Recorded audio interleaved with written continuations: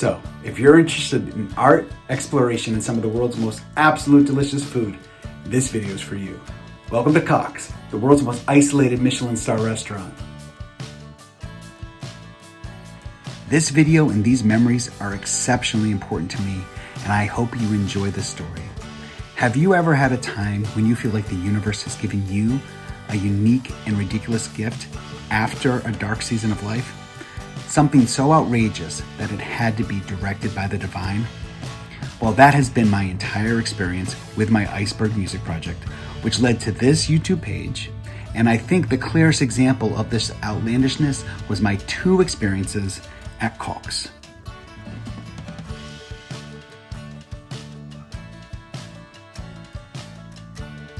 Now, before we get to the meal in Greenland, we have to go back 5 years in time when I celebrated turning 40 by going to the Faroe Islands with my beautiful wife and our two amazing friends, Matt and Becky.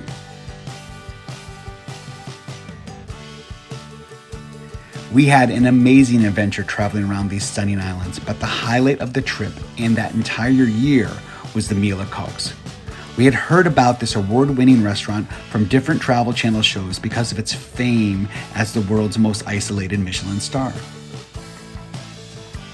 All right, so if you've been following this channel, you know that I like to travel off the beaten path. We even honeymooned in Barrow, Alaska, so you know a restaurant like this would totally pique our interest.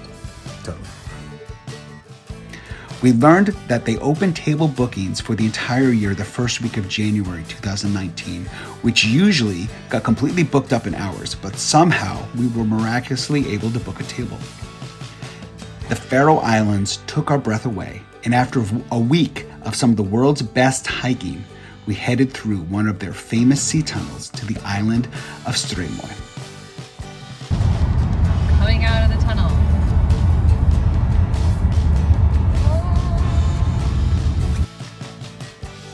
To start our Koks experience, we parked next to a lake in the middle of nowhere. I don't think there was a house for miles. That's when a Range Rover picked us up and drove us down a bumpy dirt road, up a mountain to a century-old Faroese farmhouse for our 16-course meal. Here are some photos of the food that we ate, and it was by far the best meal of each of our lives. I just love seafood and lamb, and this meal was a match made in heaven. Now, I've been lucky enough to eat wonderful food all over the world, but this meal was on an entirely different plane. Maybe it was the adventure, or the isolation, or the people I was with, or maybe it was all together, but it was truly an experience of a lifetime. It was one of those times that you realize in the moment that this might be one of the top experiences of your life, but you're also completely okay with that.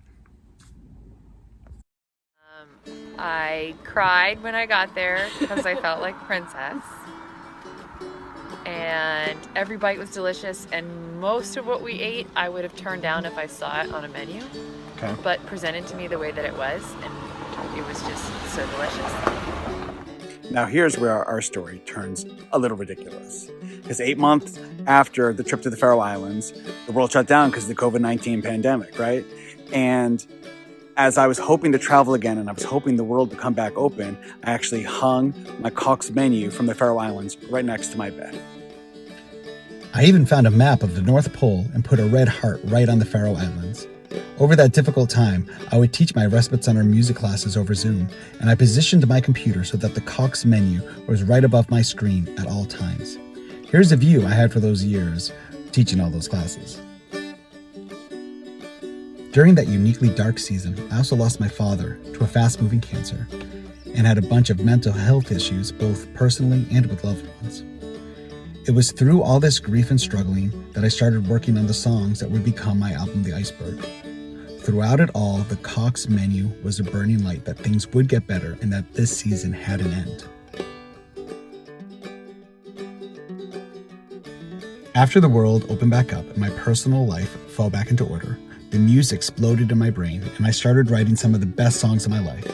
I know these were special and had to be my next album, so I reached out to my fans to support a Kickstarter for the project. The amount of support I received blew me away. It started with a $6,000 goal, but ballooned to well over $20,000. This was enough money to make my album and travel to both Newfoundland and Greenland to make special videos and record more music. Due to the cost, going to Greenland was always just a pipe dream. Heck, my last solo album from 2017 was actually called The Battle of Greenland. But now with all the support, it was actually going to happen. I started to look at where in Greenland I should go to work on a project called the Iceberg, and quickly it became obvious that I needed to go to the town of Ilulissat. That is the town right next to the fjord where 90% of all North Atlantic icebergs come from, and the town itself actually means iceberg in the Greenlandic language. Ilulissat means iceberg. It also had direct flights from Iceland, so I booked 2 tickets for me and my recording engineer and dear friend Eric to go on an adventure. I am eternally grateful for the experiences and the generosity of so many people that made this happen. One of them was my dear friend Eric Lesperance, who's also part of the fantastic folk duo Ash and Eric. You got to check them out for a second here. Listen to this.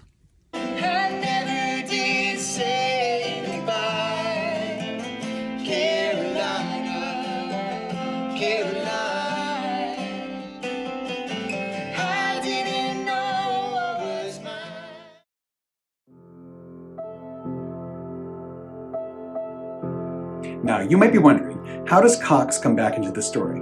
They are a restaurant located in the Faroe Islands, after all, and this is where things get very strange.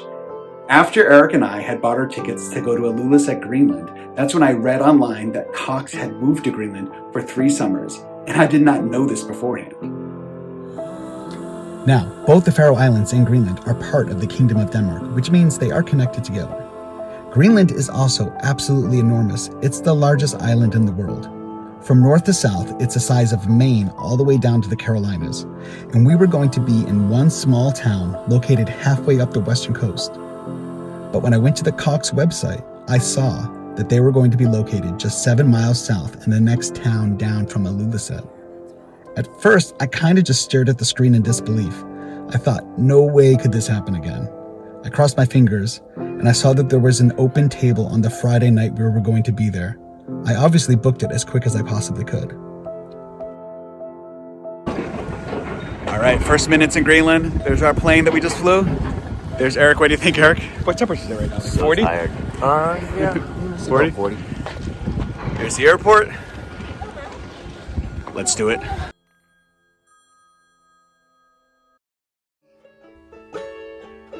Let's now actually get to how amazing the meal in Greenland was.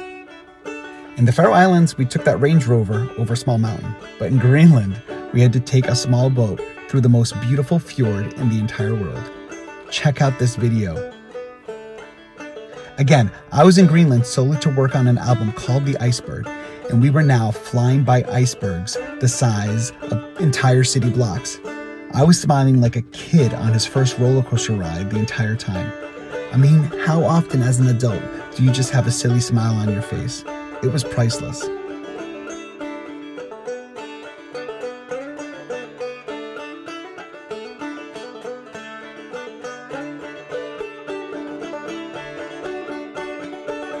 Koks in Greenland was located for 3 summers in this beautiful old home in the little town of Ilulissat, which is home to only about 53 people. It's hard to imagine that one of the world's best and most award-winning restaurants was located so far away. It already was the world's most isolated Michelin Star restaurant when it was in the Faroe Islands, but Greenland is way more extreme. All right, everyone, so I'm here in the small town of Illuminac. Illuminac. It's very hard to say these names as an American, but they're beautiful. They're very, very musical words. It's a small town, and this is where the fantastic restaurant Koks is, but we're just wandering around now, and it is a rainy day, but it's like just perfect. Like, what a beautiful place to be. Can't wait to show you all the photos. Eric and I got to town early and went for a short hike around the picturesque settlement. We watched the restaurant staff dash in and out of different small houses carrying all types of shellfish platters and food in preparation of the feast to come. Now, how crazy is it that I was going to be going back to the exact same restaurant that I had hung up on my wall to give me hope during my darkest 2 years of my life? Now, I am a person of faith, but I don't often think that the world is just giving me some like grandiose gift, but it's hard to think about this time in any other light. When our reservation time was ready, We walked over to the building and was greeted outside by one of the waitstaff. Once I said that my name was Dan, he even said, "Welcome back." I had mentioned to them when I was booking the boat ride that I had visited before in the Faroes, but this was such a nice and special touch. We were then shown our table, which somehow was the window seat, and directly outside was another huge iceberg. That's another huge divine hug right there. We were then beautifully brought through an entire 19-course menu. I've shown a lot of friends in America photos of the meal, and yes, the food does look different, but these dishes were beyond delicious. This kind of cooking is art at its purest form, but more on that later. Between my 2 trips to Koks, they contain my 5 favorite bites of food I have ever eaten. Here are the photos of those top 5 foods.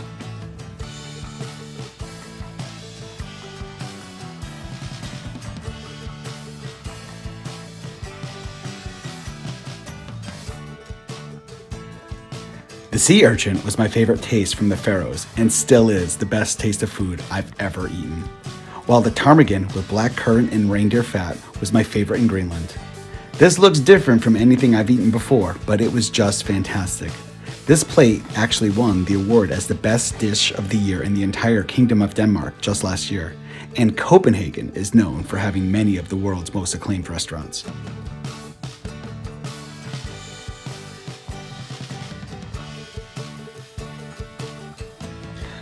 The waitstaff took professionalism to the highest possible level, but remained open and warm the entire time. It's actually hard to put into words how good they were at their craft. Many of them came over to talk to me about my times at Koks in the Faroes and how Greenland compared. I loved talking to them about the food and how it was the highest form of art. The head chef even came over for a 10-minute talk, and the 3 of us went deep into our passion for art and music and how experiencing food like this is just like hearing a live musical performance. There are moments that cannot be replicated, but never repeated. Once the bite of food or the song ends, it is forever just a memory. Eric and I sang my song, The Iceberg, the title track for this entire project, in the Little Red Church located in Alimanak. The magic of this moment hints at the same kind of magic in each bite of food we ate at Koks. There's an iceberg at the end of the world, and it shines and it shimmers like gold, and it calls all ships to come home and float in its splendor, while my ship is lost on the sea, with thousands of miles in between. But my heart longs to see such beauty as that iceberg towering o'er me. Da da da da da da da da da da da da da da da da da da da da. Da da da da da da da da da da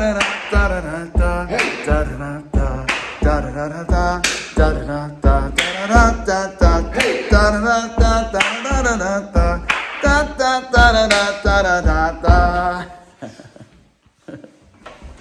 There's. Are we doing it more? Well, the end, right? We could try to sing that song like that again, but it would never have the same magic. At the end of the meal, we were welcomed into the kitchen, and I personally got to thank the entire crew. I then told them the story of hanging their menu in my room during COVID, and how it was just by the universe's gift that I was back.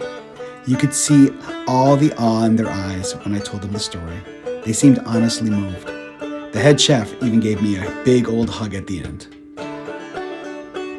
Immediately after the meal, as we just hopped back on the boat for the trip back through the ice fjord, Eric and I took a moment to reflect on what just happened.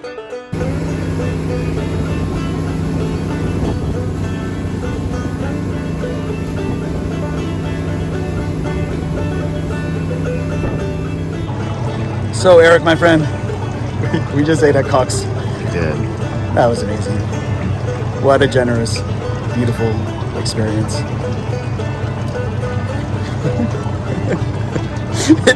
if anybody ever gets to experience something like that, it's just artistry at the highest level. It's like playing with or hanging out with Picasso.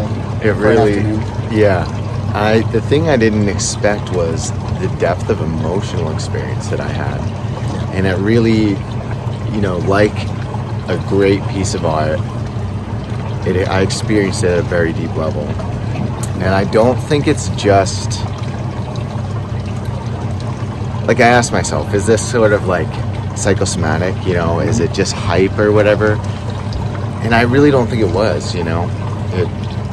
These folks are working at the highest level of their craft, and it's like nothing I've ever experienced. Yeah, it was so fun to talk to the head chef. It was a blast, and he was so excited. Yes. Hello. We're on the boat on the way back. But yeah, the head chef, he was so excited to talk about the artisticness, like how artistic it was, you know, like how important that was to him. That absolutely, like us as musicians were able to see that. But anyways, amazing experience. We're very blessed. Gratitude is overwhelming. Then it was back through the icebergs one more time. I wanted to end this video thanking the entire Koks team, both from the Faroe Islands in 2019 and Greenland in 2024. Thank you for growing me, challenging me, and bringing such art to this beautiful but broken world.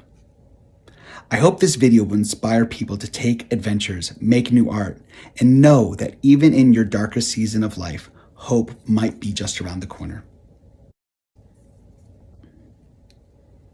To end, let's go back to the Faroe Islands one more time and watch as the four of us reflect on what we just experienced.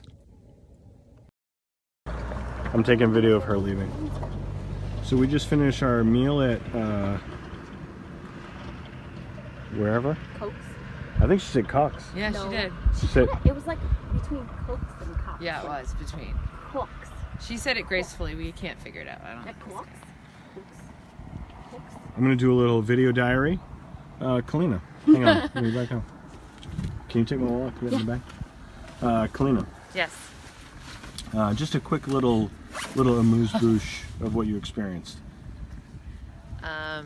I cried when I got there because I felt like a princess.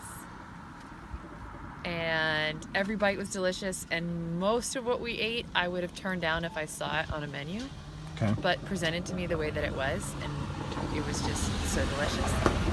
And it was comfortable, and I don't want to leave. Well said. Rebecca. It was one of the most amazing experiences. It's definitely going to go down in the memory books. The memories, like, of some of the flavors, like just the experiences that it brought back up for me. The new ones that it brought up that I'll remember for a lifetime. Yeah, it was just, I kept getting chills. Like, who gets chills from, like, tasting food? I did. Yeah, it was amazing. I don't want to go home. Dan? Yeah, it's one of those meals that you're never going to forget. Could be 40 years from now, pondering the food we just ate, the experience we had. It wasn't just a meal, it was a cultural experience, a historical experience. It was amazing, staggering. Best seafood I've ever had. And fantastic fermented lamb. The juices were stunning. Just amazing experience. Once in a lifetime. So we got there. Your turn, Gagne. We got there at 6:30, and it's 11 o'clock. So, it's 11 o'clock p.m. We started at 6:30 p.m. You do the math. It's still daylight. I don't really know what to say about this. It was outrageous. It was ostentatious. Ooh, that's a good word. Incroyable. I've never had a culinary experience like this. I've done a lot of research on this place. Watched a lot of videos, a lot of documentaries. Really didn't want it to end. You can see from the background, it's unlike any place. And from talking to staff here, it may be the last time that it's here in this location. I know. I can't believe they're gonna like move it. And that's the work of a true artist.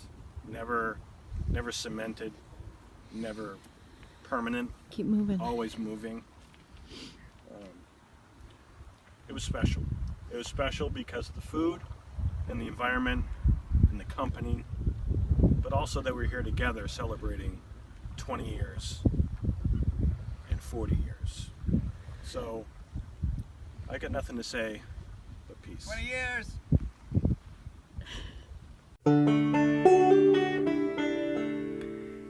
There's an iceberg at the end of the world, and it shines and it shimmers like gold, and it calls all ships to come close and float in its splendor, while my ship is lost on the sea, with thousands of miles in